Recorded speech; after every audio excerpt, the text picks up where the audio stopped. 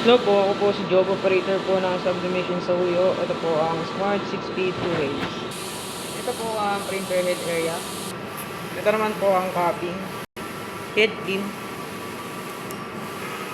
Pinasan po ang wiper after mag-clean.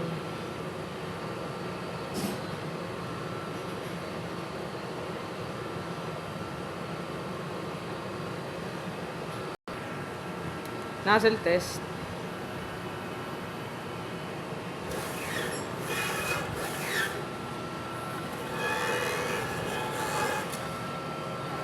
Ito po ang ink tank. Ink level po nasa tama lang naman. Ito naman po ang waste tank. Bali tuwing Monday ko ito dinidispose. Ito naman ang AVR. Ito naman po ang ground wire. Ito po ang ICC profile. Physical inventory, bali na input na po sa system. Dated po. Consumable siya sa system na rin po. Output record, naka-input na rin po sa system. Bali yun lang po, salamat.